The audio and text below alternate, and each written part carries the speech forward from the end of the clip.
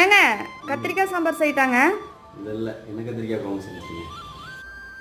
எண்ணெய் கத்திரிக்காய் தானே செஞ்சுட்டா போச்சு. ஒரு பேன்ல கொஞ்சமா நல்லெண்ணெய் ஆட் பண்ணிட்டு கத்திரிக்காய் இது மாதிரி ஷேப்ல கட் பண்ணி நல்லா 5 மினிட்ஸ் வதக்கி விட்டு எடுத்துக்கலாம். அதே எண்ணெயில 15 பல் அளவுக்கு சின்ன வெங்காயம், 2 பல் பூண்டு, 4 தக்காளி ஆட் பண்ணி 5 to 10 மினிட்ஸ் நல்லா வேக விட்டு எடுத்துக்கலாம். 1 ஸ்பூன் அளவுக்கு மிளகாய்த்தூள், 1 ஸ்பூன் அளவுக்கு மல்லித்தூள், 2 ஸ்பூன் அளவுக்கு குழம்பு மசாலா ஆட் பண்ணிட்டு அடுப்பு ஆஃப் பண்ணிட்டு 1 ஸ்பூன் அளவுக்கு சீரகம், 1/4 ஸ்பூன் அளவுக்கு மிளகு ஆட் பண்ணி மிக்சியில கிரைண்ட் பண்ணி எடுத்துக்கோங்க. வடச்சட்டியில கடுகு, வெந்தயம், சின்ன வெங்காயம், வரமிளகா, கொஞ்சம் கருவேப்பிலை ஆட் பண்ணிட்டு அரைச்சி வச்சிருக்க மசாலாவை கொஞ்சமா தண்ணி விட்டு ஆட் பண்ணி 5 to 10 மினிட்ஸ் நல்லா மூடி போட்டு கொதிக்க விட்டுக்கலாம்.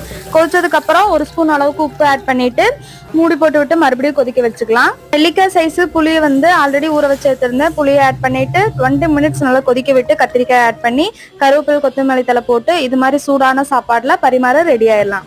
வாங்க சாப்பிடலாம். மறக்காம எங்க சேனலை சப்ஸ்கிரைப்